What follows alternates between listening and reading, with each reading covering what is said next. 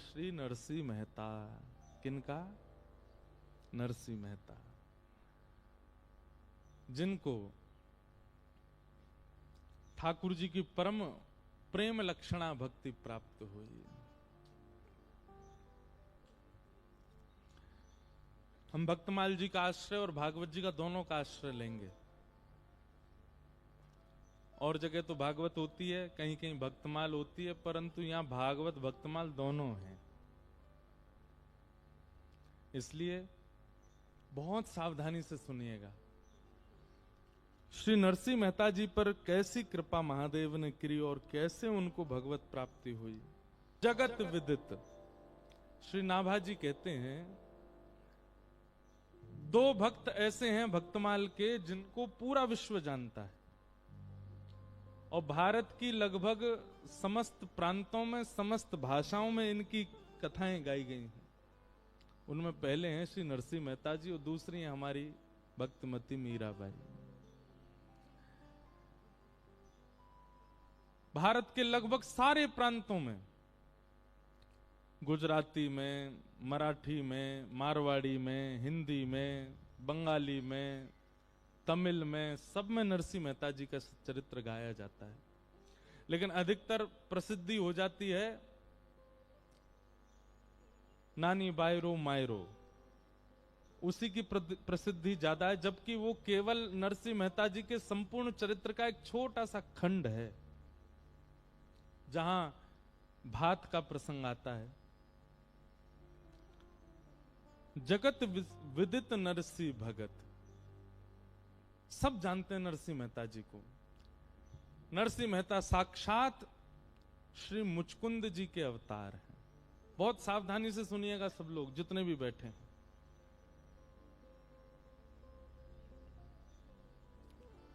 भागवत जी में कथा आती है कि एक मुचकुंद नाम के देव हुए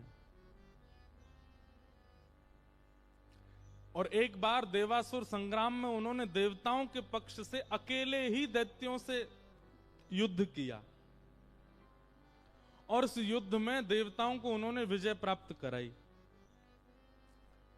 जब देवताओं ने यह देखा तो प्रसन्न होकर के कहा, मुचकुंद कुछ मांगो, हम तुमसे बहुत प्रसन्न हैं, आपने हम देवताओं की रक्षा के लिए इतना इतना युद्ध किया, कुछ मांगिए वरदान, क्या चाहिए। सब देवता सामने खड़े थे और मुचकुंद वरदान मांगते हैं कि मुझे अखंड निद्रा प्राप्त हो, मैं सोना चाहता हूं और ऐसा सोना चाहता हूं कि मैं बस सोता ही रहूं, जब उठूं मेरी नींद कोई भंग करे तो जल करके भस्म हो जाए, मुझे सोने दे। क्यों? क्योंकि दैत्यों से युद्ध करने में अनेक युगों तक मुचकुंद सोए नहीं थे।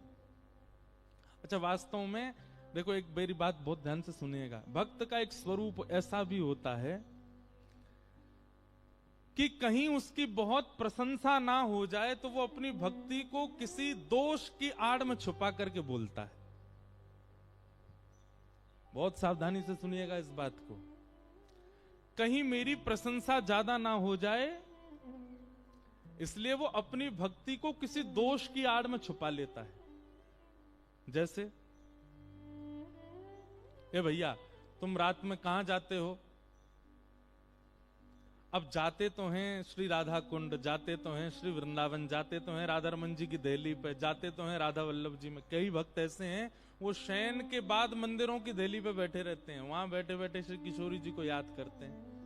लेकिन कहीं हमारी ज्यादा प्रशंसा ना हो जाए तो क्या कह देंगे, अरे वो हमारे नगर में एक जगराता हो रहा है, कुछ लोग जो है नाच रहे हैं, गा रहे हैं, एक ब्याह हो रहा है, उसमें ब्याह में जा रहा हूं, थोड़ा माहौल देख के आऊंगा।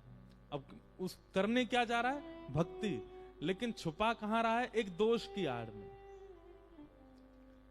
कई लोग ऐसे होते हैं, यह भी एक दोष है, वो अपनी भक्ति को ऐसे प्रकट कर देते हैं कि सामने वाले को सोचना भी ना पड़े, उसको पता चल जाए कि ये भगत है।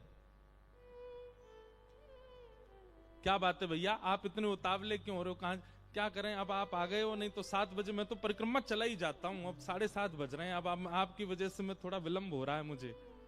भक्ति प्रकट कर दी। कुछ संतों से यह भी सीखिए कि भक्ति को कैसे दोष में छुपाना है। सामने वाले को तो यूं लगे, अरे राम राम, ये तो महादोषी है, इसके अंदर तो महासंसारी गुण है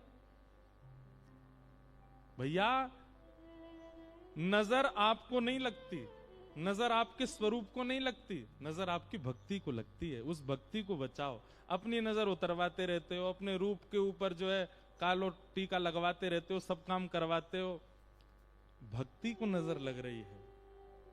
और आजकल सबसे ज्यादा लग रही है। हमारी भक्ति दिन प्रतिदिन क्षीण होती जा रही है।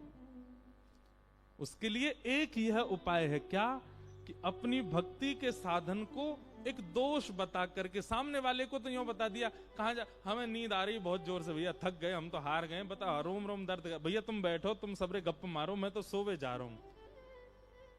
अरे भैया तो नींद ही आती रहे। सामने वाला आपको दोषी समझे, लेकिन आप कक्ष में जाकर के तुरंत स्नान ध्यान करके आसन लगा के बैठ गए।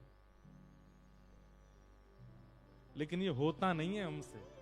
हम जब कोई नियम करते हैं तो हमारे अंदर स्वभाव आ जाता उसका प्रचार करने का। हम स्पष्ट कह देंगे, भैया देखो मेरे पास बैठने का समय नहीं है, मैं जाऊंगा, मेरा भजन का समय हो गया। परंतु यदि भक्ति प्रगाढ़ जब हो जाती है तो आप उसमें दोष बता देते हो सामने वाले को। एक बहाना लगा करके अपनी भक्ति करने जाते हो। भैया देखो प्रेमी व्यक्ति जाएगा कि गए हो वहां जा रहे, हमारे टीचर बोलते ने जा रहे हो, जा रहे हैं समोसा खावे, झूठ बोल दो। अपनी भक्ति को जितना हो सके उसमें सामने वाले को प्रकट मत करो कि आप क्या करते हैं भक्ति भाव में। परिक्रमा लगाने जा रहे हैं वृंदावन की, कह दो पिक्चर लगी है एक मथुरा में, देखवे जा रहे हैं भाई। जब आप संसार के प्रेम भाव में, कोई सिखाता नहीं, वहां अपने आप झूठ बोलते हो, अपने आप, अपने झूठ नहीं छुपाया जाता है प्रेम को, प्रेम को ढका जाता है। ठीक वैसे राधा रमन जी गए, बिहारी जी गए, वृंदावन परिक्रमा गए, कहीं कथा सुनने के लिए गए, सच बता सकते हैं, कोई दिक्कत नहीं है, लेकिन फिर भी वहां कुछ उल्टा ही बोल जाओ।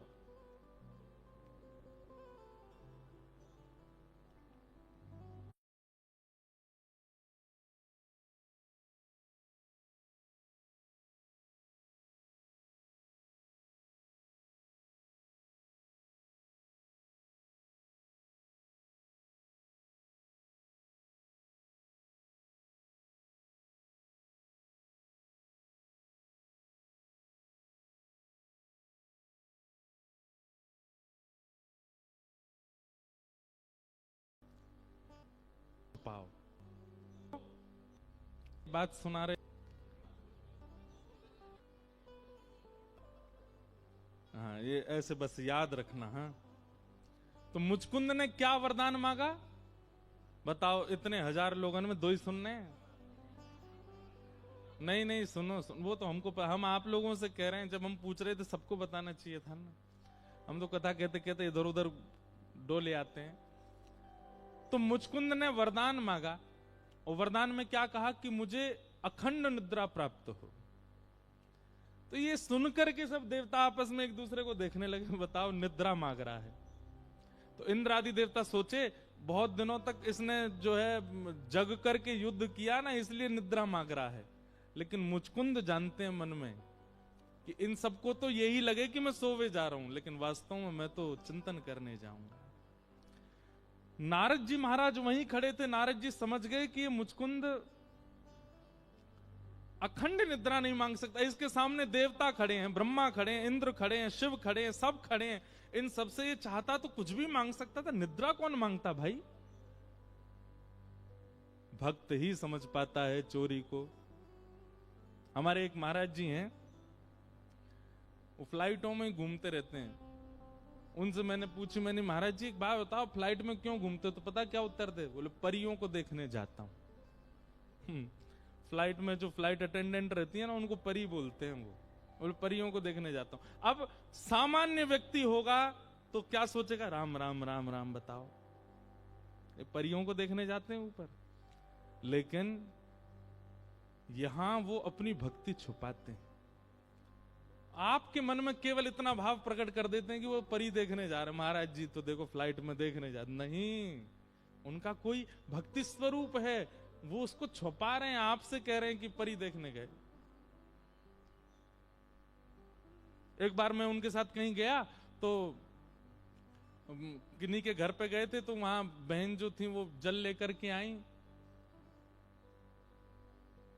तो जैसे जल दिया, महाराज जी आप कुछ लेंगे? महाराज जी कहते हैं, बोले कुछ नहीं चाहिए, सब मिल गया। बोले महाराज जी आपने तो कुछ, नहीं नहीं तेरे चेहरे से नजर नहीं हटती, नजारे हम क्या देखें। अब सामने वाला बेचारा विचलित हो जाए उनके भाव से, अरे राम राम जी क्या कह रहे हैं, लेकिन उनका भाव हम समझ गए कि वो अपनी भक्ति को ऐसे दोष बता करके छुपाते। स्पष्ट मत कह दीजिए कि आपका नियम क्या है, आपका भाव क्या है। प्रेम में तो छुपाना प्रेम का स्वरूप है। मुचकुंद कहता है कि मुझे अखंड निद्रा प्राप्त हो। नारद जी महाराज समझ गए, बोले कि ये निद्रा के लिए नहीं, ये सब देवताओं के चित्त में दोष बुद्धि प्रकट करवा रहा अपने लिए और स्वयं जाकर के भजन करेगा। तब श्री नारद जी महाराज ने कहा, मुचकुंद हम जान गए तुम्हारे मन में भाव क्या है, अब एक काम कीजिए। बोले क्या? गुरु के बिना भजन में प्रवेश कहीं ना कहीं दोष हो जाता है। देखो, गुरु के बिना अगर आप करते हैं तो कोई दोष मतलब ऐसा नहीं है, लेकिन हाँ वही बात है ना कि बिना एक रक्षक के यदि किसी स्थान पर जाओगे तो वहां पर भय बना रहता है लुट जाने का या किसी और क्रिया का। इसलिए गुरु रूपी रक्षक संग में होना चाहिए। इसलिए जब भी आप नाम जप भी करते हैं ना, कई लोग कहते हैं नाम जप में हमारा मन नहीं लगता, पहले गुरु स्मरण करो, गुरुदेव के चरणारविंदों का स्मरण करके तब नाम जप में जाओ, आपका भजन पहले से अधिक बढ़ेगा। क्योंकि गुरु के संरक्षण में यदि जाओगे। और एक और बात हम आपसे निवेदन करें, आप चाहे गौड़िया वैष्णव संप्रदाय के यहाँ बैठे हैं, चाहे रामानंदी बैठे हैं, रामानुजी बैठे हैं, हरिवंशी बैठे हैं, हरिदासी बैठे हैं, सब लोग सुनिए, अपने गुरुदेव से लेकर के अपने गुरु के गुरु, गुरु के गुरु, ऐसे 8 गुरुओं का नाम तो आपको याद होना चाहिए। और नित्य नाम जप करने से पहले अपने अष्टाचार्यों का नाम याद करिए, या तो प्रारंभिक अष्टाचार्य या फिर आपके गुरु से पूर्व 8 आचार्यों का नाम स्मरण करके आप नाम जप में बैठिए। आप हमको याद करेंगे, आपका मन विचलित नहीं होगा। क्यों? क्योंकि वे 8 पहरेदार आपके भजन की रक्षा कर रहे हैं। इन नाम जप में क्यों मन भंग होता है, क्यों निद्रा आ जाती है, क्यों आप कहीं और चले जाते हो? क्यों? क्योंकि आप अकेले जा रहे हो और अकेले आप अपनी रक्षा नहीं कर सकते। सिक्योरिटी तो चाहिए, और सिक्योरिटी वही दे सकते हैं जो स्वयं पहलवान हो। गुरु हमारे पहलवान हैं, उनके संरक्षण में नाम जप में जाइए। उनके संरक्षण में कथा सुनने से पहले भी अपने 8 आचार्यों का नाम स्मरण करके प्रणाम। अगर नहीं याद है तो अब की बार जब भी गुरु घर जाइए, 8 आचार्य प्रारंभ के और 8 आचार्य आपके गुरु से पूर्व के 16 आचार्यों के नाम याद करके आइए।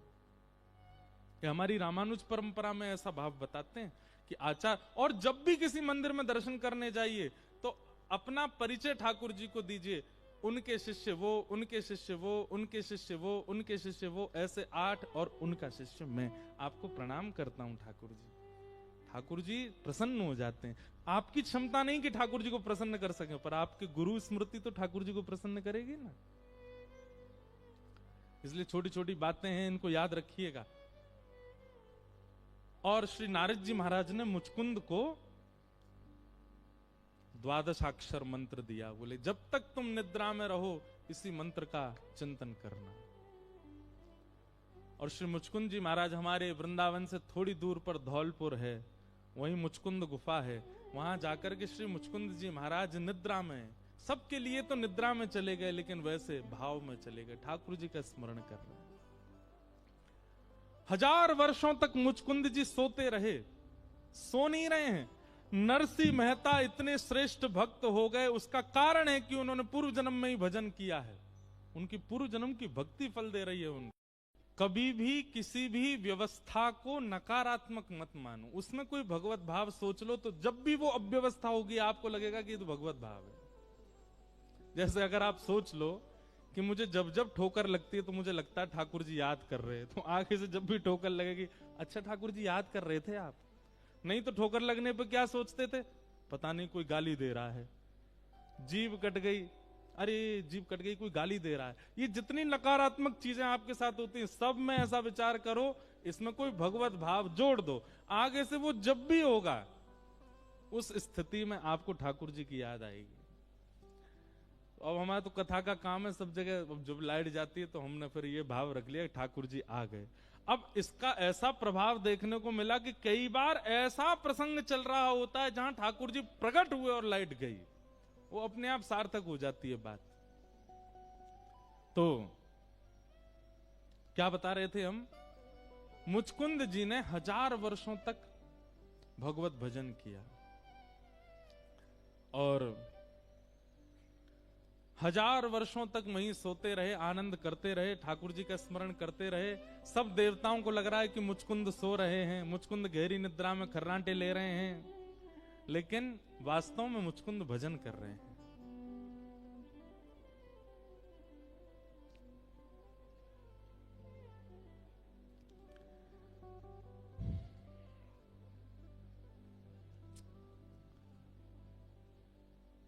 मथुरा पर जब भगवान ब्रज छोड़ के मथुरा आ गए तो मथुरा पर एक तरफ से तो जरासंध ने चढ़ाई की और दूसरी तरफ से काल यवन ने चढ़ाई की। भगवान 17 बार जरासंध को हरा चुके थे। अब की बार यवन देश का कोई यवन आया है युद्ध करने के लिए, उसको भी नारद जी ने भेजा था। काल यवन अपनी सेना लेकर के जैसे ही आया भगवान से युद्ध करने के लिए, तो ठाकुर जी उससे युद्ध करने के लिए अकेले ही गए, कोई और किसी को संग लेकर के नहीं गए। बहुत ध्यान से सुनिएगा। ठाकुर जी उससे युद्ध करने के लिए जैसे ही गए तो काल यवन तो पहले देख के आश्चर्यचकित हो गया, मैं इतनी सेना लेके आया, ये अकेला आ रहा है मुझसे लड़ने के लिए। ठाकुर जी अपने रथ पर बैठ करके गए अकेले और थोड़ी दूर पर जाके रथ रोक दिया, अकेले स्वयं नीचे उतरे और कहा कि हे काल यवन, मैं अकेला लड़ रहा हूं तो तुमको भी अकेला ही लड़ना है मुझसे, आ जाओ। काल यवन लड़ने के लिए आया। भगवान बोले मैंने अस्त्र शस्त्र नहीं रखे हाथ में, तो तुम भी नहीं रखोगे, तुम भी छोड़ो। काल यवन ने भी अस्त्र शस्त्र छोड़ दिए, बोले मैं यहां युद्ध नहीं करूंगा, मेरे मन के स्थान पर युद्ध करूंगा। काल यवन गुस्सा में आ गया, बोले रुक तुझे बताता हूं अभी। ठाकुर जी आगे आगे दौड़ने लगे, पीछे काल यवन दौड़ रहा था। ठाकुर जी सीधे ले गए उसको मुचकुंद की गुफा में। मुचकुंद ने वरदान मांगा था, यदि मेरी कोई निद्रा भंग करे तो मैं उसको देखूं और जल के भस्म हो जाए। ठाकुर जी गए, तुरंत अपनी काली कमरी उतार करके सोते हुए मुचकुंद के ऊपर डाल दी। कितना बड़ा सौभाग्य। जा कारी कमरी के काजे पूरा ब्रजमंडल बावरो रहो, वो पहली बार कौन को प्राप्त भाई, मुचकुंद को प्राप्त हुई।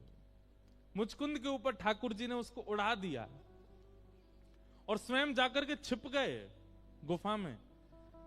पीछे से काल यवन जैसे ही आया, उसने आकर के देखा, ए छलिया माखन चोर, देख यहां कैसे काली कमरी में छुप करके ढक करके अपने आप को छिप गया है मुझसे, रुक मैं तुझे अभी बताता हूं। जैसे ही उसने मुचकुंद को जोर से हिलाया, तुरंत खड़ा हुआ, नेत्रों से अग्नि प्रकट हो गई और काल यवन जल करके भस्म हो गया। और जैसे ही काल यवन की मृत्यु हुई, तभी उसको देखा, त्रिभंग ललित श्याम सुंदर खड़े हैं दूर। नेत्र सजल हो गए, ठाकुर जी के चरणों में प्रणाम किया, भगवान ये मैंने क्या कर दिया, ये कौन था, इसकी मृत्यु। भगवान बोले तेरे द्वारा ही उसकी मृत्यु होनी थी, इसलिए योजना बनी, और मुझे तुझे दर्शन देना था, इसलिए योजना बनी। मैं तुम्हारी भक्ति से, तुम्हारे भजन से बहुत प्रसन्न हूं, और सबसे ज्यादा प्रसन्नता मुझे इस बात की कि तुमने अपने भजन को छुपाया निद्रा कह करके।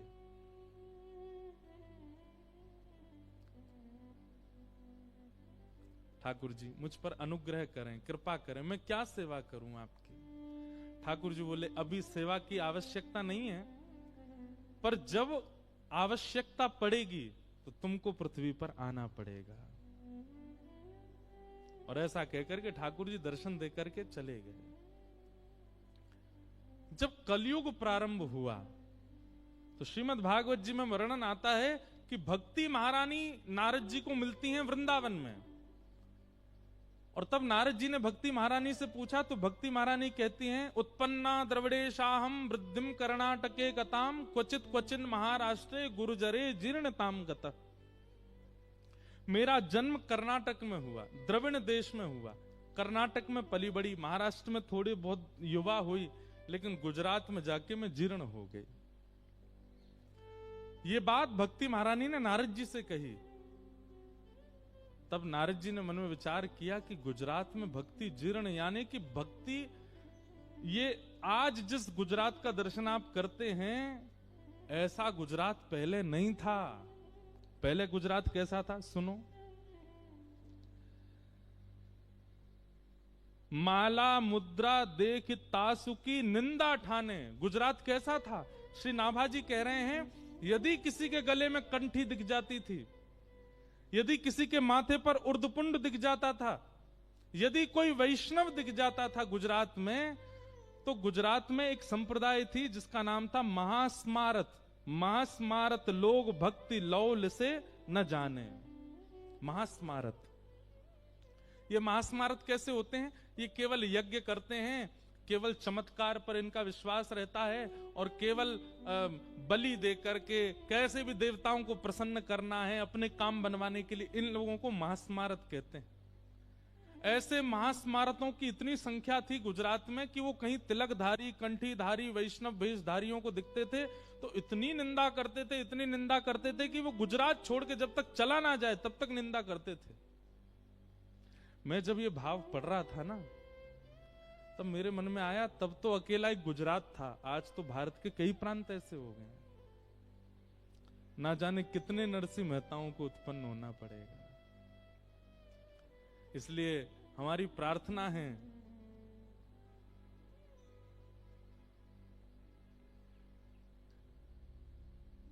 जननी जने सो भक्त जन। यहां जितनी भी माताएं बैठी हैं, कभी अगर भविष्य में आपके गर्भ से कोई बालक जन्म हो ना, तो मन में कभी ये विचार मत करना बहुत बड़ा बिजनेसमैन हो, ये बहुत बड़ा कोई राजा हो, या कोई बहुत बड़ा धनवान हो। एक ही बात सोचना 9 महीने तक, ये जो भी हो भक्त हो और नरसिंह जैसा हो। हम बहुत बड़ी बात नहीं कह रहे हैं, पर आज पंजाब को भी आवश्यकता है नरसिंह मेहता की, हमारे उत्तर प्रदेश को भी आवश्यकता है नरसिंह मेहता की।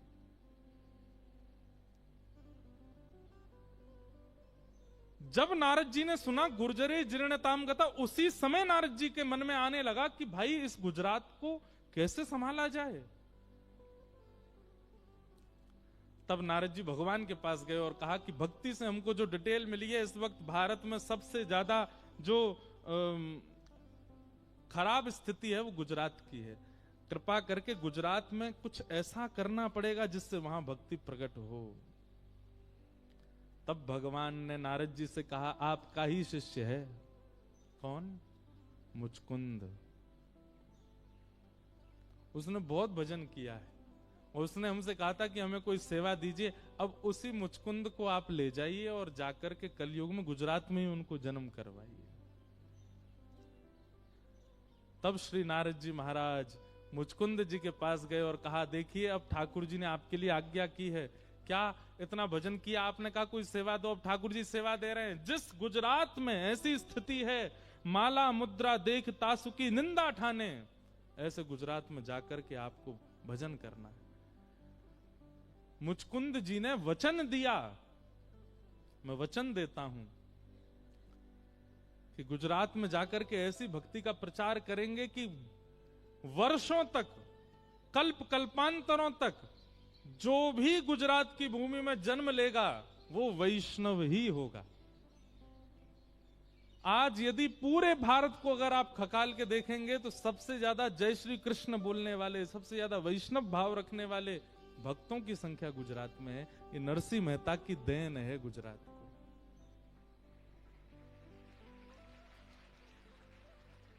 हम तो भैया प्रार्थना करेंगे कि एक नरसिंह पंजाब में भी हो। पंजाब की भक्ति में कोई कमी नहीं है। हमारे वृंदावन में, मथुरा में सबसे ज्यादा वैष्णवन की जो भीड़ है वो पंजाब की है। सबसे ज्यादा वृंदावन में बिहारी जी को हमारे सबकी फैन फॉलोइंग बटी हुई है। जैसे सबके सोशल मीडिया है ना, सबकी फैन फॉलोइंग, ऐसे बिहारी जी की, राधा वल्लभ जी की, राधा रमन, सबकी फैन फॉलोइंग बटी हुई है। बिहारी जी की सबसे ज्यादा पंजाब की है। तो आप सब लोग भाग्यशाली हैं, ऐसे जन्मे हैं। तो भगवान की इच्छा हो गई कि कलयुग में नरसिंह मेहता को भेजो पृथ्वी पर। और मैं इसीलिए कहता हूं भैया, अगर हम कृष्ण भक्ति करने के लिए पृथ्वी पर आए हैं तो इसका मतलब हम नहीं आए हैं, ठाकुर जी ने भेजा है। ठाकुर जी ने भेजा है। आप यदि भक्त हो चुके हैं और एक लंबा समय भक्ति काल में व्यतीत कर चुके हैं तो इसका मतलब आप उद्देश्य से भेजे गए हो। राधा रमन जी को देख के, बिहारी जी को देख करके नेत्र सजल हो जाते हैं तो इसका मतलब यह कि आपका संबंध प्राचीन है।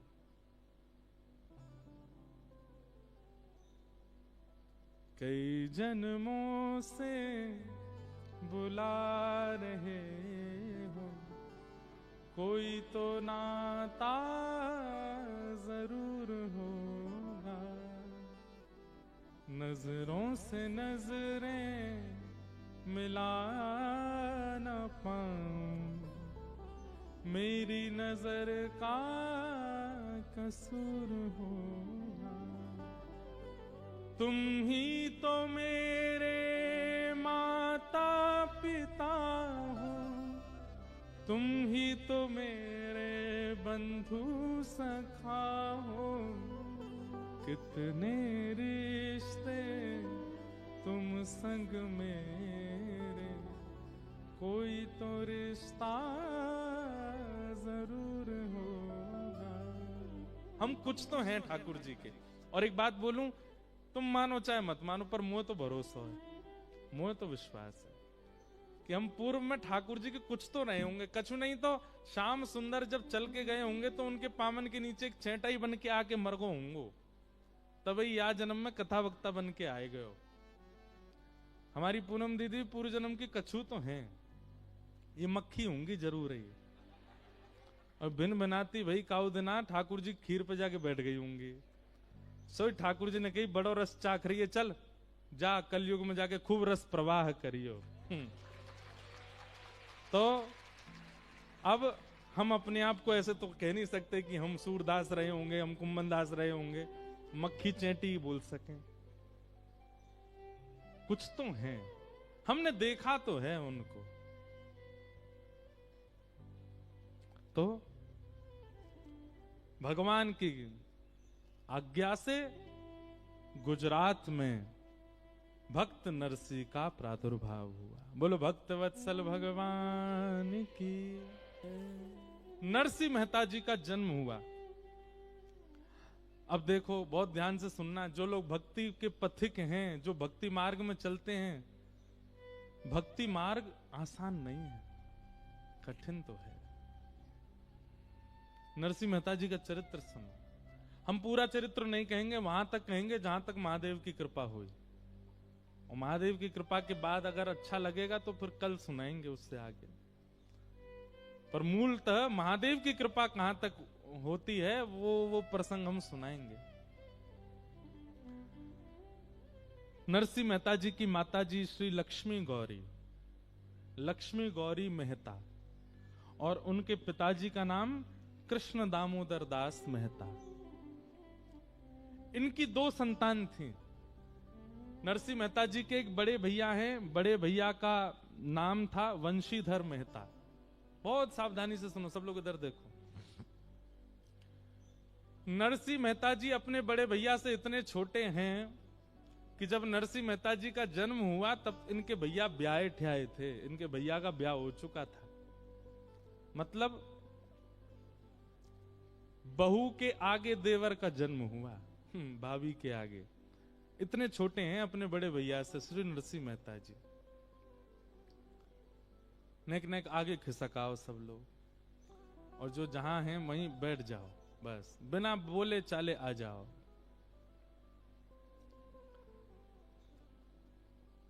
तो नरसिंह मेहता जी बहुत छोटे थे, लेकिन जन्म से ही इतने रूपवान, इतने गुणवान, इतने शीलवान कि इनको कोई देखे तो देखता ही रह जाए।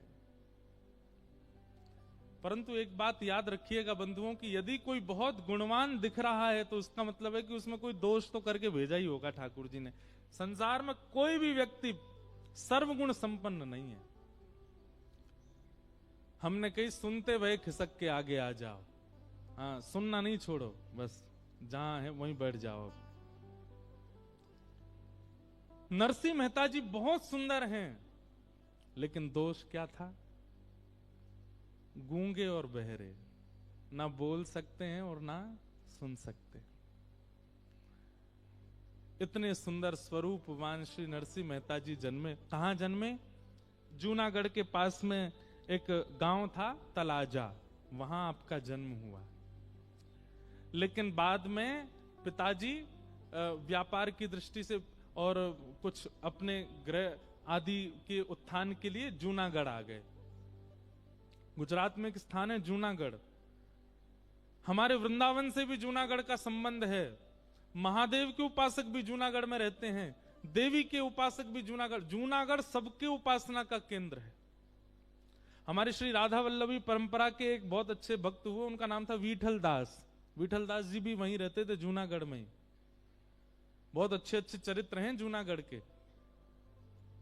श्रीमद् भागवत में दत्तात्रेय जी का प्रसंग आता है। दत्तात्रेय जी का स्थान जूनागढ़, वहां पर गिरनार पर्वत है। यदि कभी कोई साधना की इच्छा रखता हो चित्त में, तो गिरनार की शरण में जाए। तो नरसिंह मेहता जी का जन्म हुआ। आपके माताजी पिताजी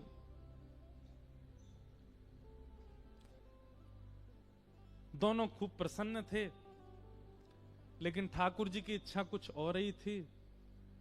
5 वर्ष के थे केवल श्री नरसिंह मेहता जी, और तभी उनके माता पिता दोनों भगवत धाम प्रस्थान कर गए।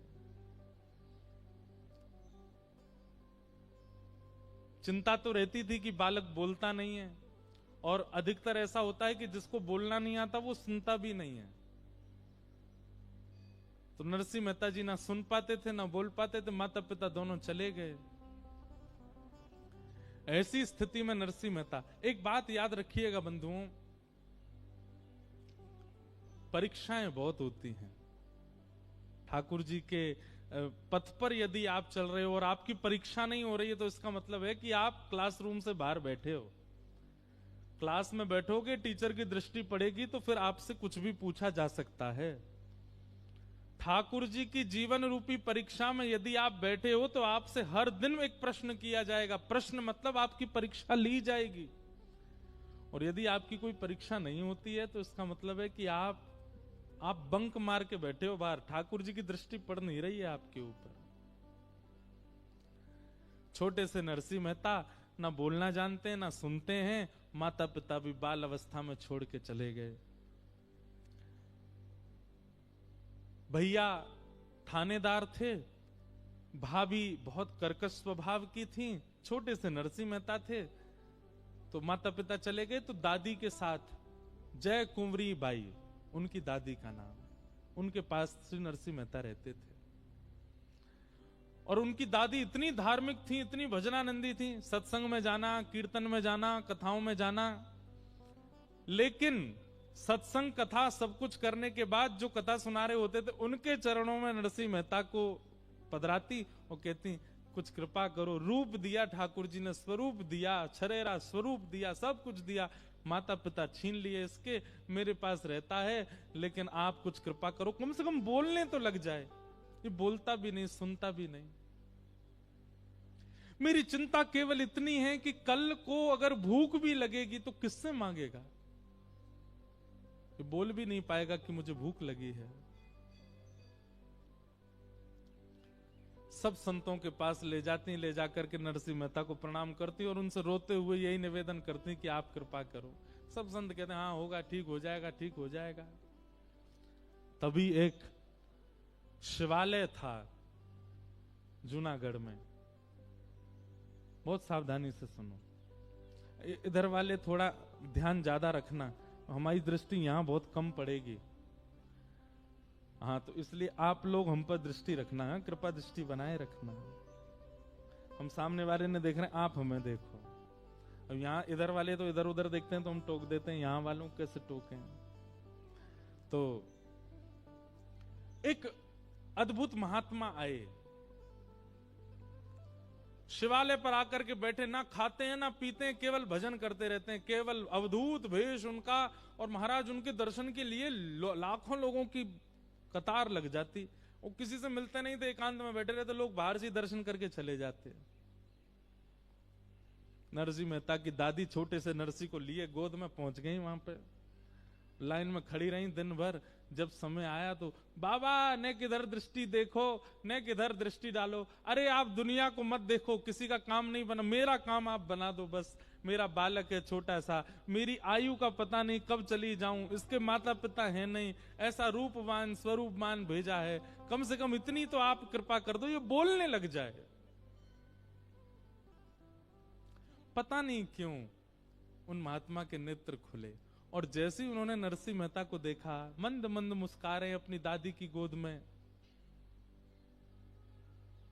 तुरंत उस बालक को भीतर बुलाया और दादी लेकर के, जय कुंवरी बाई नरसिंह मेहता को लेकर के भीतर गई।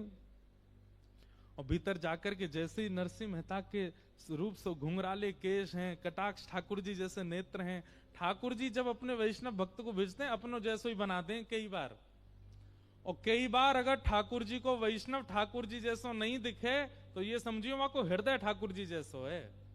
कई लोग होते हैं सुंदर नहीं है लेकिन फिर भी बहुत भक्त हैं, तो इसका मतलब हृदय ठाकुर जी जैसा है। नरसिंह मेहता के रूप को देख करके और उनके सौम्यता को देख करके वो महात्मा बड़े प्रसन्न हो गए। सिर पर हाथ फेरते हुए बोले, बोलो बेटा राधे कृष्ण। 3 बार बोले, बोलो बेटा राधे कृष्ण राधे कृष्ण राधे कृष्ण। और 3 बार राधे कृष्ण जैसे ही सुना, चौथी बार नन्हे से नरसिंह मेहता 5-6 वर्ष की आयु में पहली बार बोल पड़े राधे कृष्ण। अब बताऊं भेद क्या था? नरसिंह मेहता गूंगे नहीं थे, लेकिन संसार कहीं मुझे अपनी माया में घेर ना ले इसलिए जानबूझ करके बोल नहीं रहे थे। ठीक ऐसा ही चरित्र श्रीमद् भागवत में आया है जड़ भरत जी का। उनका नाम जड़ भरत इसलिए पड़ा क्योंकि वो जानबूझ करके जड़ बने थे। एक चौपाई नहीं है कोई, वैसे ही किसी संत का हमने सुना था, लेकिन लिखने योग्य और याद करने योग्य बात है। जो अपनों सुख चाहे हो तो मूर्ख बन के रहो। क्या? अपना सुख चाहते हो तो मूर्ख बन के रहो। आप जितने ज्यादा प्रबुद्ध बन करके रहोगे उतनी ज्यादा संसार आपको परेशान करेगा। चाय पीने की अरे हम बना के लाते हैं बढ़िया हैं, इलायची महाराज और क्या बोलते हैं उसको, अदरक ले, काली मिर्च ले, बढ़िया बना दी तो रोज तुम ही खोजे जाओगे। कहां हो? जल्दी आओ, बाइक पे बैठ के चाय बना जाओ हमारे लिए। लेकिन पहली बार में ही चाय ऐसी बना के पिला दी कि महाराज नरक की याद आ गई। अगली बार कहोगे चाय बनाऊं, भाई तू बैठो ही रहे, तू मत बना। लेकिन ये जानबूझ के नहीं करना है। भजन के लिए अगर ऐसा करना पड़े संसारियों के सामने तो ये बहुत अच्छा है। भाई अगर हमने ज्यादा अपनी प्रबुद्धता दिखा दी तो ये सबरे तो हमको लगा देंगे संसार में। इसलिए नरसिंह मेहता वो गूंगे नहीं थे। वो महात्मा पहचान गए कि ये बालक गूंगा नहीं है, ये तो कोई पूर्व जन्म का साधक है। कहीं संसार मुझे ना बोलने में लगा दे, संसार मुझे अपना ना बना ले, इसलिए जन्म से ही करके बैठा है कि मैं बोलूंगा नहीं। अब तो महाराज राधे कृष्ण उनसे क्या बुलवाया, राधे कृष्ण राधे कृष्ण। कहा तो 5 वर्ष तक बोले नहीं, और अब बोलना शुरू किया तो अब शांत हुए नहीं। अब तो चलते हैं तो राधे कृष्ण, बैठते हैं तो राधे कृष्ण, रोते हैं तो राधे कृष्ण, भूख लगती है तो राधे कृष्ण, प्यास लगती है तो राधे कृष्ण। 24 घंटा उठते बैठते चलते फिरते। अब तो उनको शांत करना पड़ता है। अरे नरसी थोड़ा शांत है जा। शांत भी होते हैं तो जैसे मक्खी बिन बनाती है ना, ऐसे राधे कृष्ण राधे बोलते ही रहते हैं। कहां तो बोले नहीं, और बोले तो केवल भगवत कथा, भगवत चिंतन। ऐसे श्री नरसिंह मेहता। दादी बड़ी प्रसन्न है अब, लेकिन नरसिंह मेहता भी ऐसे भूख लगती है तो ऐसे राधे कृष्ण राधे कृष्ण राधे कृष्ण, भूख मांगते तो हैं भोजन पर, राधे कृष्ण कह के ही मांगते हैं। लेकिन ठाकुर जी जब तराशने पर आते हैं तो एक आध बार में ठाकुर जी का मन नहीं भरता है। कुछ दिन बाद दादी भी चल बसी, माता पिता भी चले गए, दादी भी चली गई, अकेले नरसिंह रह गए। छोटे से नरसिंह मेहता, भाई तो थानेदार हैं, पूरे दिन काम पे रहते हैं, अकेली भाभी हैं घर पे। वो भाभी बड़ी उग्र स्वभाव की, बड़ी विचित्र स्वभाव की थी। नरसिंह मेहता तो जाते थे,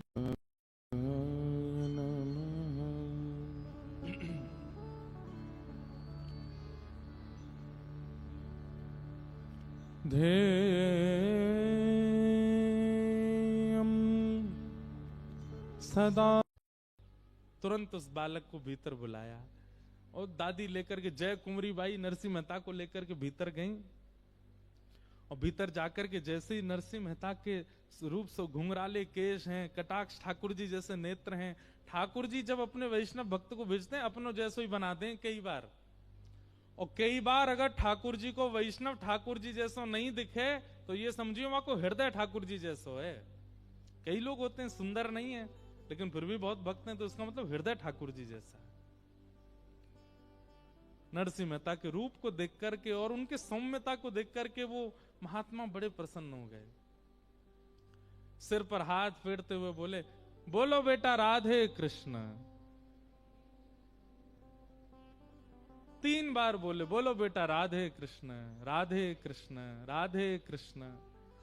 और 3 बार राधे कृष्ण जैसे ही सुना, चौथी बार नन्हे से नरसिंह मेहता 5-6 वर्ष की आयु में पहली बार बोल पड़े राधे कृष्ण। अब बताऊं भेद क्या था। नरसिंह मेहता गूंगे नहीं थे, लेकिन संसार कहीं मुझे अपनी माया में घेर ना ले इसलिए जानबूझ करके बोल नहीं रहे थे। ठीक ऐसा ही चरित्र श्रीमद् भागवत में आया है जड़ भरत जी का। उनका नाम जड़ भरत इसलिए पड़ा क्योंकि वो जानबूझ करके जड़ बने थे। एक चौपाई नहीं है कोई, वैसे ही किसी संत का हमने सुना था, लेकिन लिखने योग्य और याद करने योग्य बात है। जो अपनों सुख चाहे हो तो मूर्ख बन के रहो। क्या? अपना सुख चाहते हो तो मूर्ख बन के रहो। आप जितने ज्यादा प्रबुद्ध बन करके रहोगे उतनी ज्यादा संसार आपको परेशान करेगा। चाय पीने की अरे हम बना के लाते हैं बढ़िया हैं, इलायची महाराज और क्या बोलते हैं उसको, अदरक ले, काली मिर्च ले, बढ़िया बना दी तो रोज तुम ही खोजे जाओगे। कहां हो? जल्दी आओ, बाइक पे बैठ के चाय बना जाओ हमारे लिए। लेकिन पहली बार में ही चाय ऐसी बना के पिला दी कि महाराज नरक की याद आ गई। अगली बार कहोगे चाय बनाऊं, भाई तू बैठो ही रहे, तू मत बना।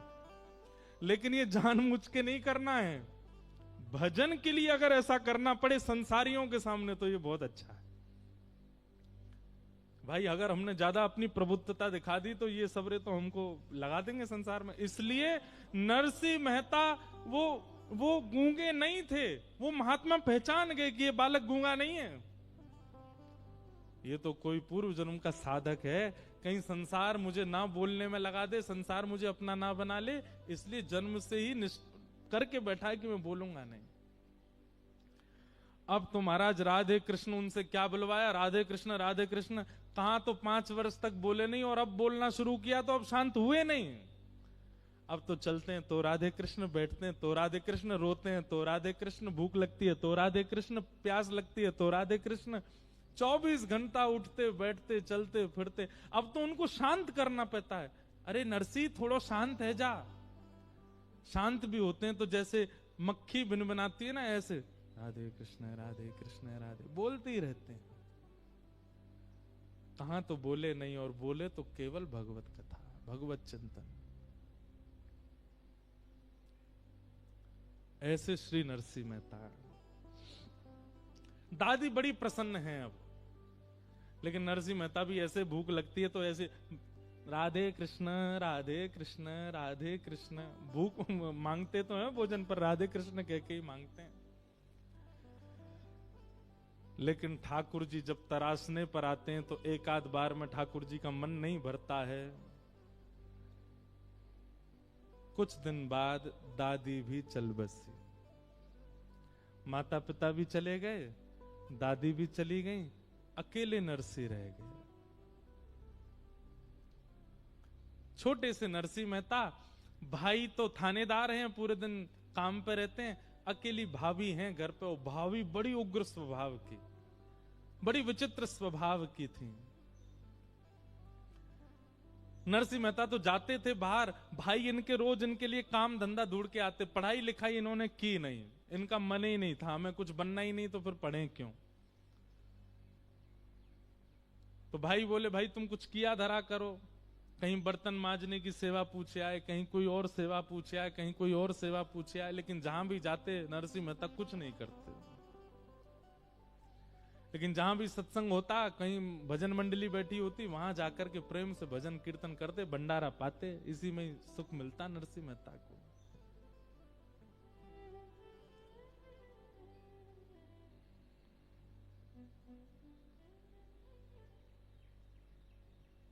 एक दिन नरसिंह मेहता सुबह सुबह कहीं से आए, छोटे से हैं। अच्छा, नरसिंह मेहता जी का जो मूल नाम है, आज हम पढ़ रहे थे, नरसिंह मेहता जी का नृसिंह रामदेव ये नाम था। नृसिंह राम मेहता, बाद में उनका नाम फिर नरसिंह हो गया। उनका मूल नाम नृसिंह राम मेहता। आज आए और आकर के केवल राधे कृष्ण बोलते हुए आए, लेकिन अब भाभी तो राधे कृष्ण वाली भाषा जानती नहीं, तो उनके आगे थोड़ा बोलते, भाभी माँ मुझे बहुत जोर की प्यास लगी है, गला सूख रहा है, थोड़ा सा जल दे दीजिए। जल की याचना जैसे ही करी, इनकी भाभी तो उग्र स्वभाव की, खूब सुनाया। बोले तुझे शर्म नहीं आती, तू जल मांग रहा है, तेरे भैया रात दिन मेहनत करते हैं, खून पसीना एक करते हैं, उसके बाद थोड़ा समय मिलता 2 रोटी खाने के लिए यहाँ आते हैं, तू कुछ नहीं करता, पूरे दिन पड़ा रहता है, इतने काम धंधे तेरे चालू करवाए, उनमें भी तू कुछ नहीं कर पाया, 1 रुपया कमा के घर नहीं लाता, घर के किसी भी कार्य में हाथ नहीं बटाता, पूरे दिन पड़ा रहता, पड़ा पड़ा जो है मोटा हो रहा है, और आज मुझसे जल मांग रहा है। तेरे जैसे देवर को अगर मुझे छूट मिल जाए तो जल नहीं विष पिलाना चाहिए। एकमात्र, अब देखो ठाकुर जी की लीला, भाई छोड़या बंधु छोड़या, छोड़या जग सोई, साधुअन संग बैठ। सबकी कथा सुन लीजिए, सारे भक्तन के सबसे पहले संसार ही छुड़वाए ठाकुर जी ने। इसलिए भैया जाकू संसार तो बहुत मोह हो ना, ठाकुर जी तने दूर ही रही हो। इसका मतलब ये नहीं है कि नरसिंह मेहता की तरह सब भगवत धाम चले जाएंगे, पर आपका ममत्व कम हो जाएगा। ऐसो दुख दी जो ही माही, हमारे हरिवंश परंपरा के श्री भोरी सखी कहती हैं, बस्ती छोड़ एकांत बिठावो, बातन सो घबराही, ऐसो दुख दीजो ही माही। संसार को ये दुख लगता है, परंतु भक्त को बहुत अच्छा लगता है, उसको सबसे दूर कर देते हैं ठाकुर जी। आज भाभी ने रोष करके, चिल्ला करके, डांट करके, निकल जा घर से बाहर, करता धरता कुछ है नहीं, पानी मांग रहा है मुझसे। बंधुओं, नरसिंह मेहता ने ना एक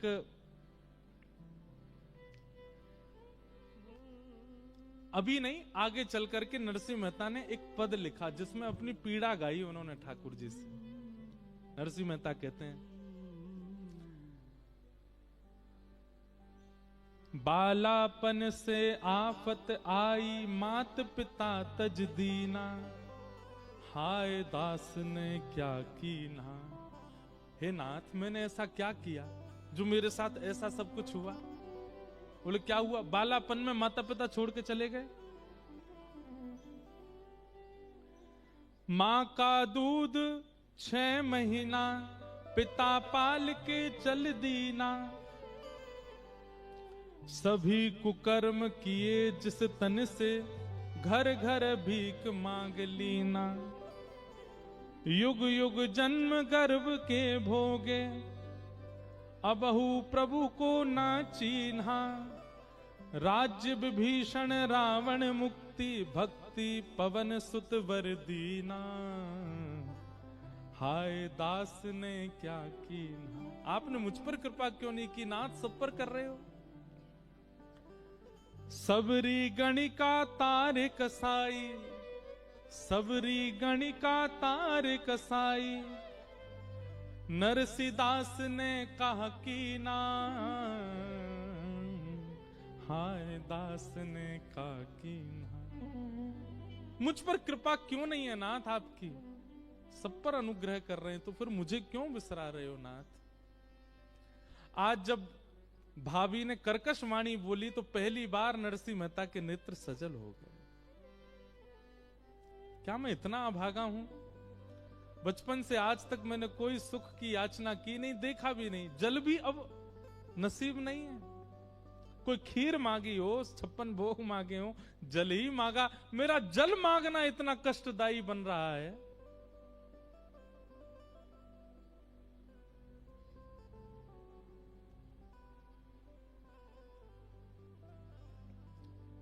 क्या वह स्वभाव पहला सरकार अब नहीं। हमारे ब्रज में बिंदु जी महाराज ठाकुर जी से शिकायत करते हुए कहते हैं, बोले नाथ, जैसे लोग बदल जाते हैं ना, ऐसे आप भी बदल गए हो। बोले आपका पहले स्वभाव बहुत अच्छा था। बोले क्यों? गजेंद्र को तार दिया आपने जो मानव नहीं था, मीराबाई को तार दिया आपने जो वेद शास्त्रों के श्लोक नहीं जानती थी, कबीरदास को तार दिया आपने जो ऐसे श्रेष्ठ कुल में भी नहीं जन्मे थे, रैदास को तार दिया आपने। हम में कौन सी कमी रह गई? हमको क्यों नहीं तारते हो नाथ? तब श्री बिंदु जी महाराज ये ठाकुर जी से शिकायत करते हुए गाते हैं। बहुत सुंदर भाव है, गाइएगा मेरे साथ।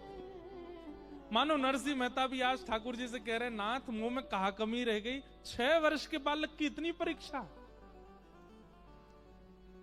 एक बात कह दें फिर गाएंगे, भक्ति इज इक्वल टू परीक्षा। अगर परीक्षा जीवन में नहीं है तो आप अपने आप को भक्ति मार्गी मत कहिए।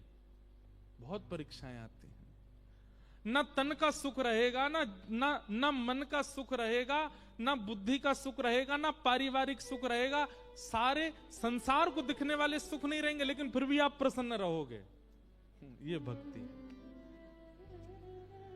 घर का प्राणी कहा न माने, मन मन खुशी मनाऊं। कोई भी आपके अनुकूल नहीं रहेगा, लेकिन फिर भी आप खुश रहोगे। यही तो बात है। लंग्स काम नहीं कर रहे, ऑक्सीजन नहीं आती है, बुद्धि आधी पैरालाइज हो गए हो, किडनी फेल हो गई है, हाथ पांव चलते नहीं है, लेकिन फिर भी प्रसन्न रहोगे।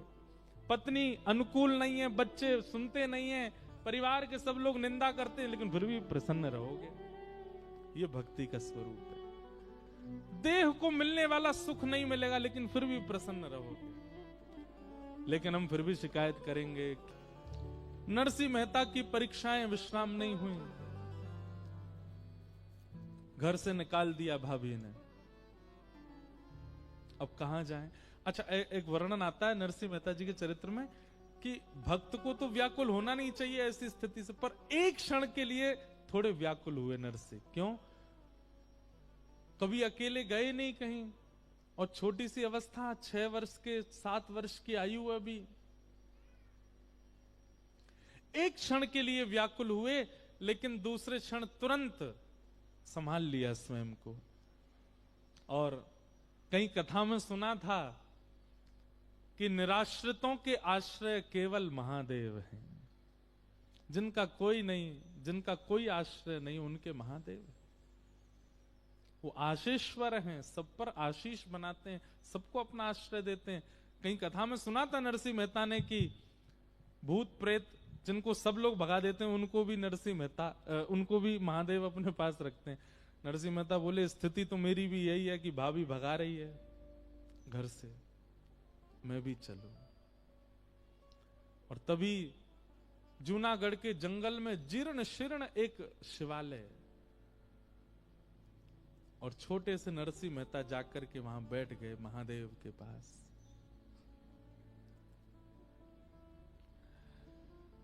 महादेव ने मन में विचार, नरसिंह मेहता ने मन में विचार किया कि प्राण त्यागना, आत्मदाह करना, ये एक वैष्णव का लक्षण नहीं है। जीवन की परिस्थिति स्थितियों से कभी भी देह त्याग की भावना भी किसी वैष्णव के चित्त में नहीं आती कि मैं आत्महत्या कर लूं। लेकिन स्थिति पूरी बन चुकी है नरसिंह मेहता की। नरसिंह मेहता बोले, मैं देह त्याग तो नहीं करूंगा, पर अनशन व्रत करूंगा। और महादेव के सामने बैठ गए। जल तो है नहीं, दूध तो है नहीं पास, अश्रु जल गिरते जा रहे हैं, और वही अश्रु जल ही महादेव पर गिर रहे हैं। 7 दिन 7 रात्रियों के लिए श्री नरसिंह मेहता नेत्र बंद करके केवल विरह भाव में चले गए। हमारे शास्त्रों में महादेव के लिए एक बात कही जाती है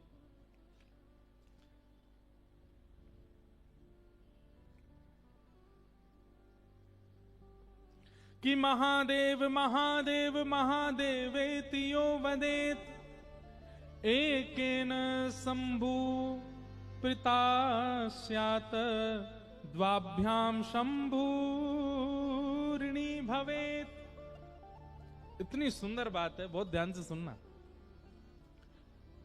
हमारे शास्त्र कह रहे हैं कि एक बार यदि महादेव के सामने जाकर के दोनों भुजा उठा करके कोई द्रवित हृदय से, कोई आर्त हृदय से एक बार कह दे महादेव, तो महादेव अपनी योग निद्रा से, अपने ध्यान से तुरंत नेत्र खोल करके उसको देखने लग जाते हैं, और तुरंत महादेव लग जाते हैं कि इसकी पीड़ा क्या है, उसको मैं निवृत्त कर दूं, उसको मैं निवारण कर दूं।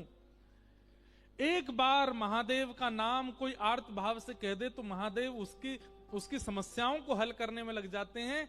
लेकिन यदि कोई 3 बार महादेव कह दे, एक बार में जब महादेव ऐसे हो जाते हैं, तो 2 बार और जब वो महादेव कहता है तो महादेव सोचते हैं अब तो मेरे ऊपर ऋण आ गया, अब तो इसने मुझको ऋणी बना दिया है। महादेवेत यो वदेत, एकेन शंभु प्रीतायस्य, एक बार से शंभु महादेव इतने प्रसन्न हो जाते हैं। द्वाभ्याम शंभु ऋणी भवेत, 2 बार में तो महादेव पे ऐसा लगता है उनको कि मुझ पर ऋण आ गया हो। और यहां 7 दिन 7 रात्रि बीत गई, महादेव को एक बार भी ऋण नहीं लगा अपने ऊपर। छोटे से नरसिंह मेहता, नेत्रों से अश्रुधार गिर रही है महादेव के ऊपर। मैंने एक बात बंधुओं अभी पिछली कथा में कही थी कि किशोरी जी वामा क्यों हैं। वामा का अर्थ होता है उल्टा, जो उल्टा चलता है, उल्टा सोचता है, उल्टा करता है, उसको वामा कहते हैं। और हमारी किशोरी जी ठाकुर जी के वाम भाग में बैठी हैं, वामा। तो हमारे ब्रज के संत जन कहते हैं, बोले किशोरी जी वामा नहीं है, सामने आया हुआ दर्शनार्थी वामा है।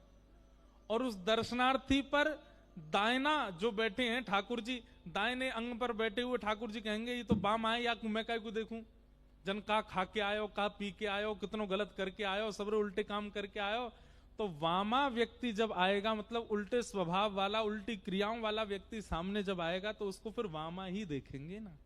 किशोरी जी निहारते, मोहे तो भरोसो है तेरो रे किशोरी राधे, साधन हीन दीन में राधे, साधन हीन दीन में राधे, तुम करुणामयी प्रेम अगाधे, तुम करुणामयी प्रेम अगाधे। हम लोग अपनी दर्शन में एक परिवर्तन करें। महादेव के मंदिर में गए, राधा रमन जी गए, बिहारी जी गए, राधा वल्लभ जी गए, सीधे जाके श्याम सुंदर पर हमारी दृष्टि पड़ती है, बाद में हम किशोरी जी को देखते हैं। नहीं, पहले जाती किशोरी जी को देखो, चाहे वो गादी जी के रूप में, चाहे वो चूड़ामणि के रूप में है, चाहे वो केवल एक घूंघट, एक पल्लू के रूप में ही बैठी हैं वृंदावन में, पहले जाके उनको देखो। क्यों? क्योंकि हम ना जाने कैसी कैसी क्रियाएं करके आया। ठाकुर जी हम पर कृपा करें, हम पर दृष्टि डालें, इतनी योग्यता हमारी नहीं, इसलिए पहले विनती उनसे करो। मोहे तो भरोसा है तेरो रे किशोरी, मुक्ति भुक्ति ना मागत केवल,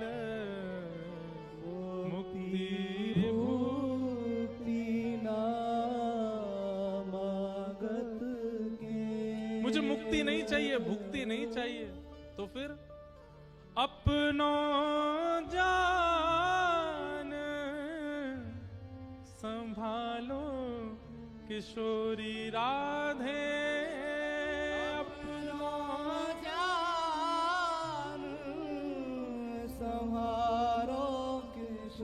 और संभालो भी मत, हम आपको पीड़ा नहीं देंगे। हे किशोरी जी आप संभालो मत, अपनो जान निहारो किशोरी राधे, अपनो जान निहारो किशोरी राधे, मोहे तो भरोसो है तेरो रे किशोरी राधे, मोहे तो भरोसो है तेरो रे किशोरी। इसलिए हमारी श्री जी वाम अंग में बैठी, क्योंकि वामा हम लोग हैं, उल्टे हम हैं, क्रियाएं हमारी शुद्ध नहीं है, और वो वाम अंग में बैठ करके ये बात बता रही हैं कि जो वामा प्रकृति के हैं उन पर मैं दृष्टि डालूं, ताकि वो दाहिने में बैठे ठाकुर जी के योग्य बन सके। इसलिए किशोरी जी वाम अंगा है। महादेव ने 7 दिन 7 रात्रि बीत गए, लेकिन नन्हे से बालक नरसी के अनशन पर कृपा नहीं हुई। और जब महादेव की कृपा नहीं हुई तब पराम्बा जगदम्बा पार्वती जी व्याकुल हो गई नरसिंह मेहता को देख, और गई महादेव के पास। बोले आप, पूरा विश्व आपको भोला भोला कहती है, भोले भंडारी, सहज कृपा करने वाले शिव, और यह नन्हा सा बालक 7 दिन 7 रात्रि से आपका अनशन कर रहा है और आप बिल्कुल मौन अवस्था में हैं। आप कृपा क्यों नहीं कर रहे हैं? महादेव प्रसन्न हो गए। प्रसन्न होकर के महादेव बोले हम तो पहले क्षण से ही इस पर कृपा करना चाह रहे थे, पर हमारे मन में था हम अकेले नहीं करेंगे और आपसे हम कहेंगे नहीं, करेंगे तो युगल करेंगे कृपा। हम तो प्रतीक्षा कर रहे थे कि आपके चित्त में भावना प्रकट हो इस पर कृपा करने की, तब हम दोनों कृपा करें। मैं तो पहले क्षण से तैयार बैठा हूं इसके पास जाने को, पर प्रतीक्षा आपकी कर रहा था, आपके साथ चलूं और कहूं ना आपसे, आपके मन में आवे कि इस पर कृपा हो, उसकी प्रतीक्षा कर रहा था। कई बार बंधुओं हार मत माना कीजिए, आपके भजन में, आपके साधन में, आपके भाव में करते करते समय निकल जाए, हार मत मानिए। शायद भीतर कोई अंतरंग, कोई भाव, कोई प्रतीक्षा का कुछ क्रम चल रहा है और वो आपने पूर्ण नहीं होने दिया, उससे पहले आप पीछे मुड़ गए। इसलिए हार मत माना कीजिए, भजन में प्रतीक्षा किया कीजिए। प्रतीक्षा प्रेम में आवश्यक है। 7 दिन 7 रात्रि पूर्ण हुए और नरसिंह मेहता के प्रेमाश्रुओं से वह शिवलिंग गीला हो चुका है। और तभी देवादिदेव महादेव साक्षात पूरे विश्व के संहार कारक श्री आशीश्वर महादेव प्रकट हो गए और अकेले नहीं, साक्षात अपने साथ में परांबा जगदम्बा गौरी को लेकर के प्रकट हुए। दोनों युगल प्रकट हो गए। बोलो देवादेव महादेव शंकर भगवान की। नमः पार्वती पतये हारा हारा महादेव। प्रकट हो गए। नरसिंह मेहता के नेत्रों पर मानो जैसे कोई सूर्य का प्रकाश पड़ता है ना, तो नेत्रों में एक ऐसा अनुभूति होने लगती है कि मानो कोई प्रकाश आगे से आ रहा हो, थोड़ा छुपाने लगे स्वयं को। ऐसा श्वेत प्रकाश नरसिंह मेहता के मुखमंडल पर आने लगा और तभी नेत्र खोल करके देखा, ध्याये नित्यम महेशम रजत गिरिनिभम, मानो जैसे चांदी का पर्वत प्रकट हो गया। चारु चंद्रावतमशम, चारु चंद्रमा, द्वितीया का चंद्रमा अपने मस्तिष्क पर धारण किया। रत्ना कल्पोज्वलांगम पयुष मृगवरा भीति हस्तम प्रसन्नम, प्रसन्न मुद्रा है। पद्मासीनम समन्ता, पद्मासन में बैठे हैं। स्तुतम अमर गणई, बड़े बड़े निर्मलात्मा शुद्धात्मा जिनकी स्तुति गा रहे हैं, ऐसे महादेव प्रकट हो गए। नरसिंह मेहता सामने बैठे हैं। बीते दिन 7 शिव धाम ते न जातवार, पर काहू तुच्छ द्वार सो ही सुध लेते हैं। ये प्रियादास जी कह रहे हैं भक्तमाल में। 7 दिन बीत गए लेकिन शिव जी ने उन पर कृपा नहीं की। तब पार्वती जी जाके शिव जी से कहती हैं कि अगर किसी तुच्छ के भी द्वार पर वो गिरा होता, वो भी कृपा करता, आप क्यों अनुग्रह नहीं कर रहे हैं?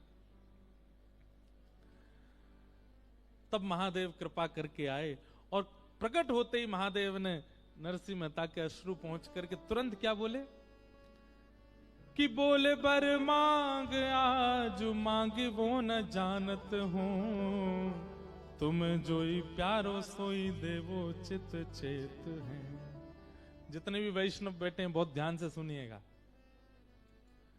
महादेव ने थोड़ी पर हाथ रखा और नरसिंह मेहता से बोले, नरसिंह बोले बर मांगो, वरदान मांगो, क्या चाहिए, क्यों रोते हो? वरदान मांगो मुझे, क्या मैं देना चाहता हूं तुम्हें। और नरसिंह मेहता क्या कह रहे हैं, आजू मांगी वो ना जानत हूं। ये एक हर वैष्णव को, हर भक्त को, हर नाम जापक को ये बात याद कर लेनी चाहिए। ठाकुर जी कभी प्रकट है जाए, महादेव कभी प्रकट है ना, नारद जी कभी सामने आ जाएं, अरे आपके गुरुदेव प्रसन्न होकर के आपसे कहने लग जाएं कि कुछ मांगो, तो क्या कहना है, हमको मांगना नहीं आता, हम मांगना नहीं जानते। जैसे अबोध बालक है, कोई करोड़पति घर आ जाए, बालक से कहो जा बेटा थोड़ा प्रणाम कर, 2-4 हजार रुपया तो दे ही देगा। बालक जाके उसको प्रणाम करे, अरे बेटा क्या चाहिए, एक टॉफी दिला दो। वो करोड़पति से भी एक टॉफी ही मांगता है, क्योंकि अबोध है, अज्ञानी है। ऐसे अबोध अज्ञानी बन जाए करो, हमें तो कुछ पता ही ना कहा चाहिए।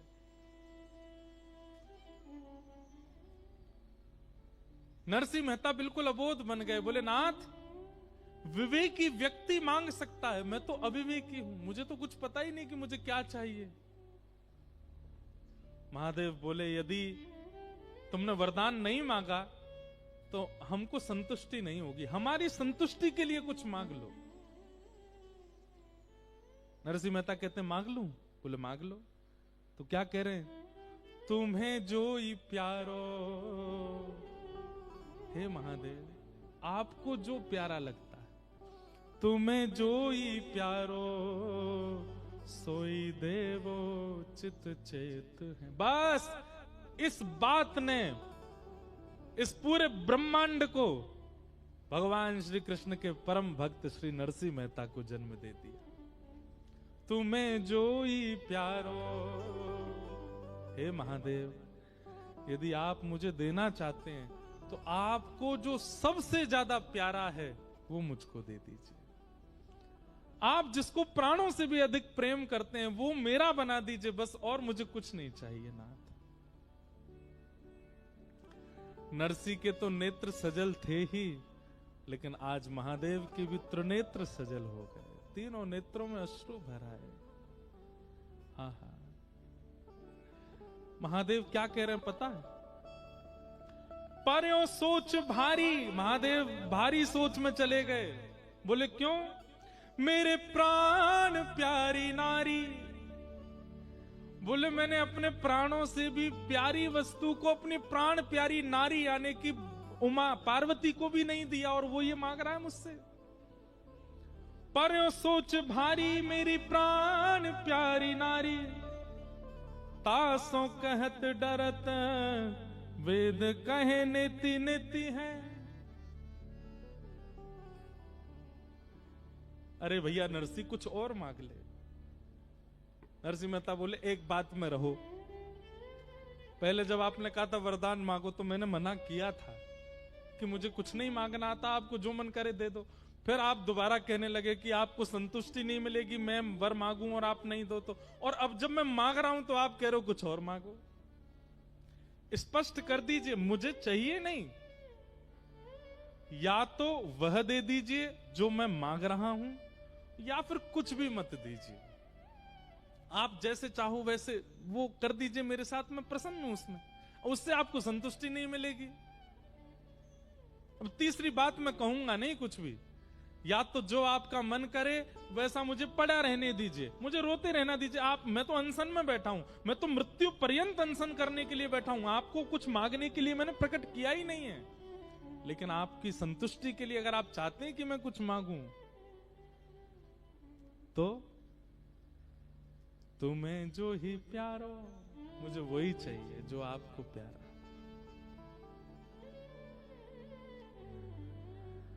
महादेव बोले इनको भी नहीं दिया मैंने और तुझे चाहिए? बोले और कुछ नहीं चाहिए, बस यही चाहिए। आहा,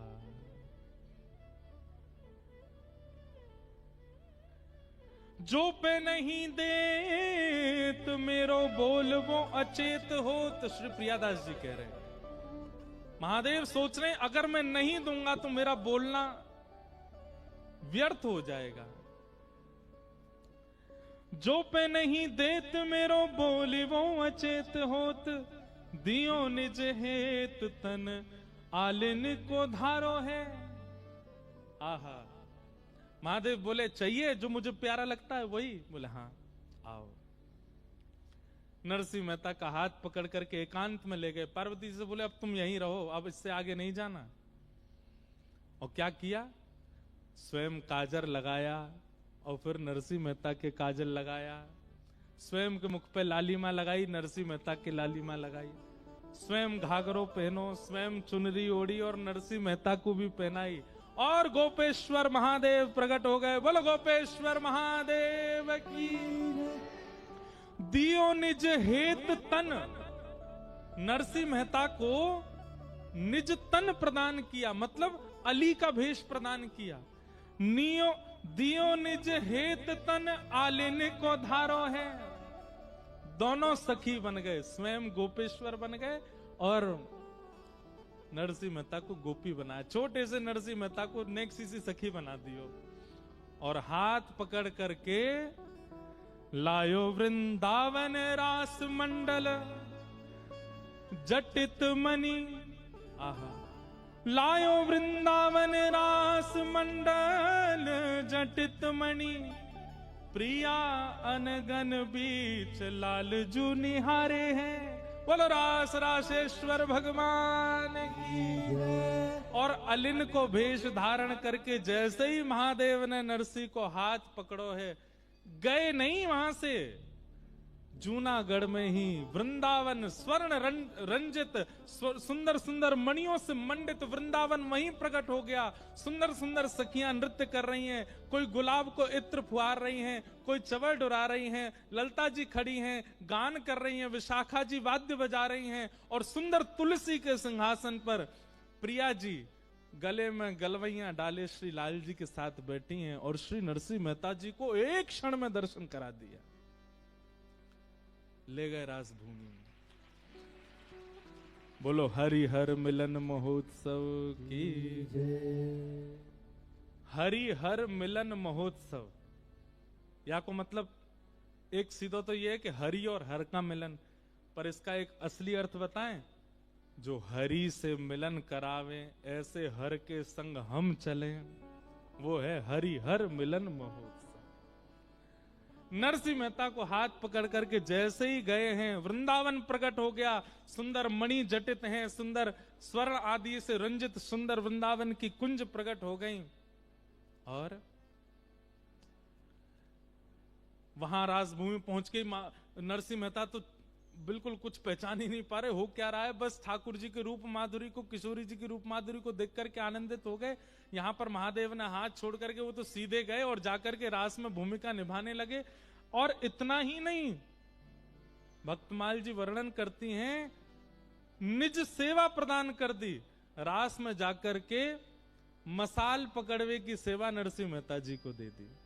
जब जब प्रिया जी चलती हैं, जब जब श्याम सुंदर चलते हैं, तब तब नरसिंह मेहता आगे आगे। नरसिंह अली, कौन?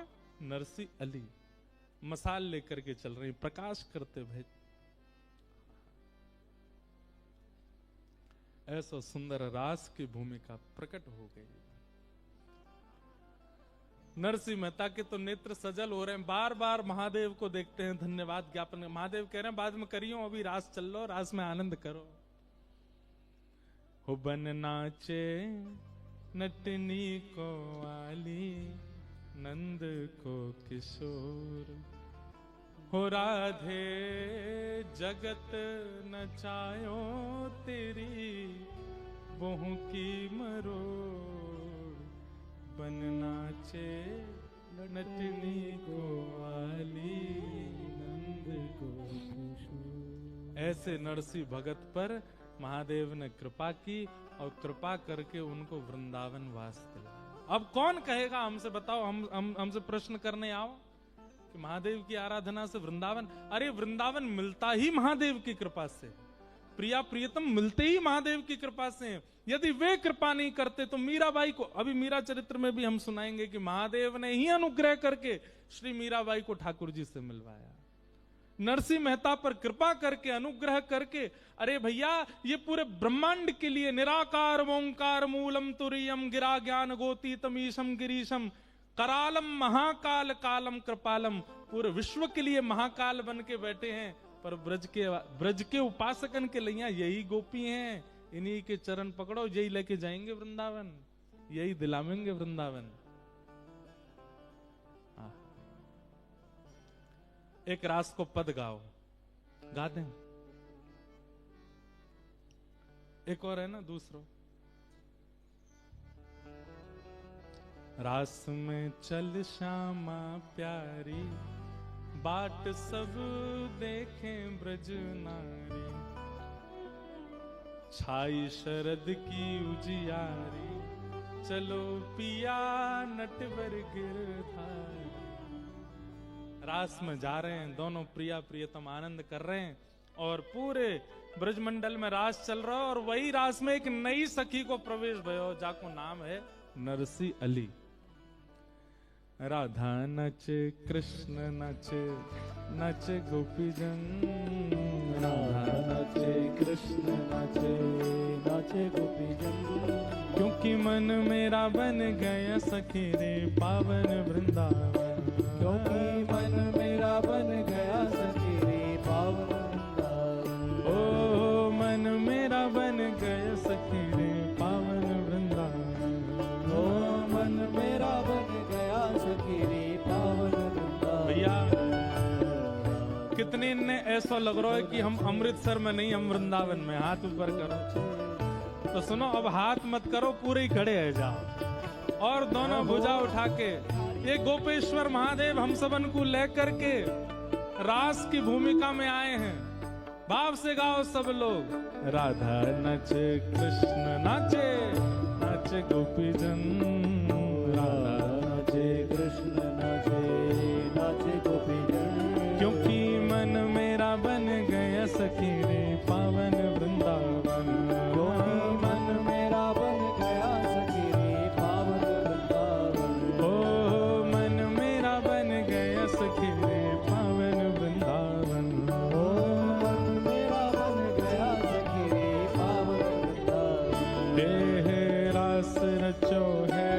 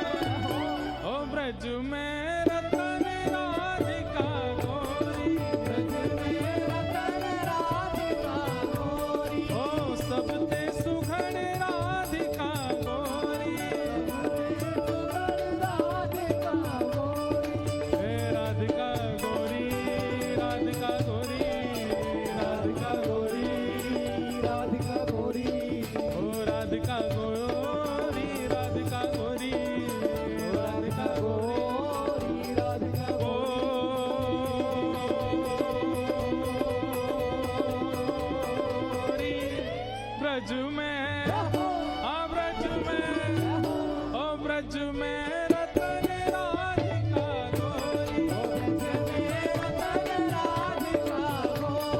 सबते सुघड़ राधिका गोरी, बनवास में हरि लाल की।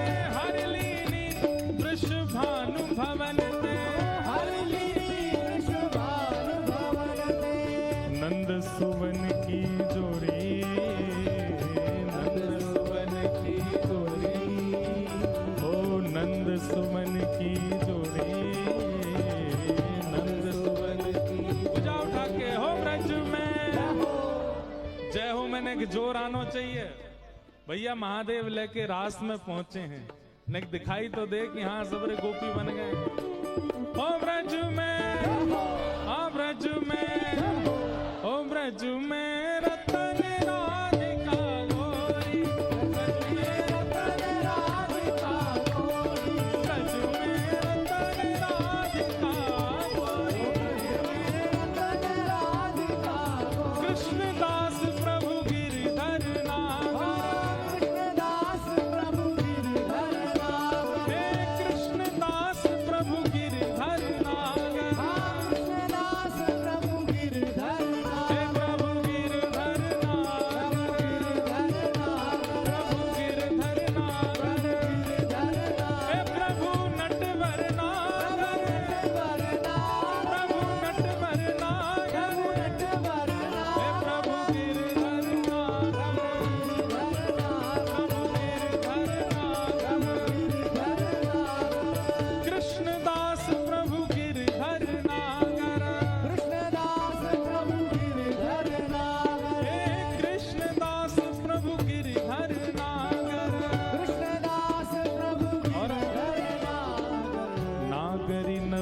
किशोरी, नागरी नवल किशोरी, ओ नागरी नवल किशोरी, नागरी नवल किशोरी। ओ ब्रज में, ओ ब्रज में, ओ ब्रज में रतन राधिका गोरी, ब्रज में रतन राधिका गोरी, ब्रज में रतन राधिका गोरी, सबते सुघड़ राधिका गोरी, सबते सुघड़ राधिका गोरी, ओ अति ही प्यारी राधिका गोरी, ओ अति ही प्यारी राधिका गोरी। सब सुख सागर रूप उजागर रहे वृंदावन धाम, सब सुख सागर रूप उजागर रहे वृंदावन धाम, हाँ प्यारो रहे वृंदावन धाम, प्यारो रहे वृंदावन धाम। रूप गोस्वामी प्रगट कियो जहाँ, रूप गोस्वामी प्रगट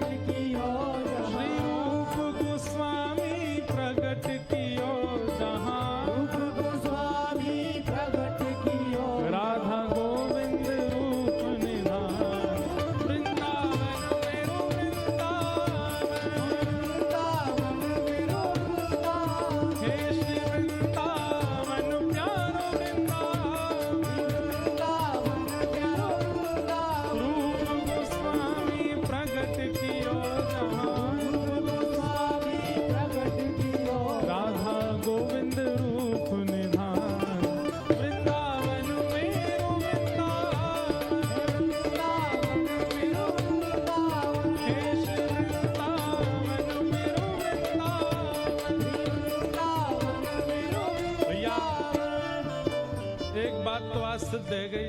ये अमृतसर वाले ना तो दूध पी में ना मक्खन खा में।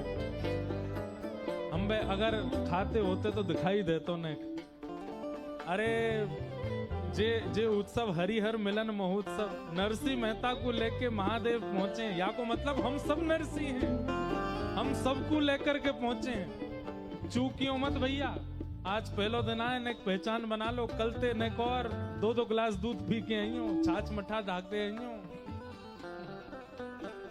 गोपाल भट्ट झुकी हृदय वेदना प्रगटो शालिग्राम।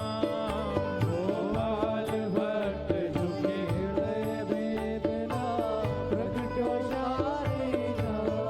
हे रूप सुधा को खान हमारो, रूप सुधा को खान हमारो। वृंदावन में सब ते न्यारो। वृंदावन में सब ते न्यारो।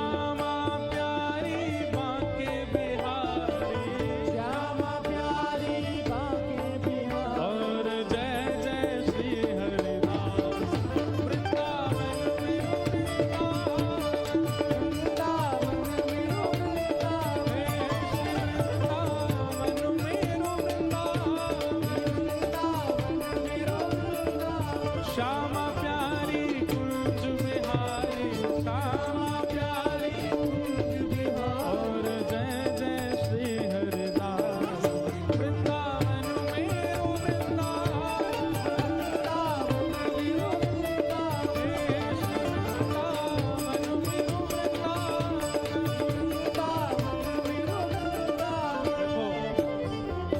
ये जो अमृतसर में कथा हो रही है ना, इस कथा रूपी फल का रस जो आप लोग ले रहे हैं, इसका बीज बोया गया था गोवर्धन में। फल तो मीठा होगा ना। ये गोवर्धन में बुए हुए बीज के निकले हुए वृक्ष की डाल पहुंच गई अमृतसर, और उस पर जो फल लगा है उसको आप सब लोग ले रहे हैं। और ये बीज बोया किसने? हमारी पूनम दीदी ने। इन्हीं की इच्छा से आप सब अमृतसर वासियों को यह सुख लाभ मिल रहा। हम सत्य कह रहे हैं, हमने वर्षों से जो भाव नहीं कहे वो यहाँ हम कह रहे हैं, और ये निश्चित ही गिरिराज जी की कृपा है, इसीलिए ये भाव प्रकट हो रहे हैं। आज प्रथम दिन हमने नरसिंह मेहता जी को कैसे महादेव ने भगवत प्राप्ति कराई, ऐसे ही महादेव कैसे कैसे भक्तों को किन किन भावों से भगवत प्राप्ति कराते हैं, उन्हीं भावों से ये क्रम चलेगा। आज कथा थोड़ी विलंब से शुरू हुई, कल से प्रयास करेंगे कि समय पर ही प्रारंभ हो, पर आपको तो 3 बजे बैठे ही जाना है आके। और प्यारे गिरधर लाल पधारे हैं, 1 या 2 दिन ही उनके दर्शन का क्रम रहेगा, कब रहेगा वो हम कल बताएंगे आप लोगों को। लेकिन जिनकी कृपा से पूरी दुनिया में हम जाते हैं कथा सुनाने, उनको प्रणाम करो। जिनकी कृपा से यह रस प्रगटो वृंदावन अभिराम, जिनकी कृपा से यह रस प्रगटो वृंदावन अभिराम। हाँ, जिनकी कृपा से यह रस प्रगटो वृंदावन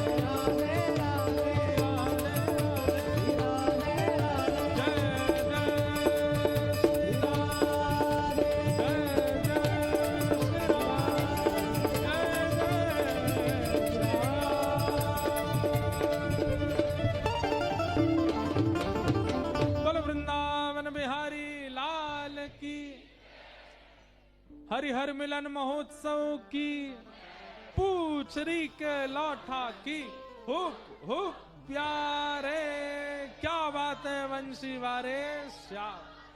नमः पार्वती पतये हर हर महादेव। वाह बहुत बढ़िया। आप सब लोगों को जय श्री कृष्ण, जय श्री कृष्ण, जय सिया राम, जय श्री राम, जय श्रीमन नारायण। जय श्रीमन नारायण।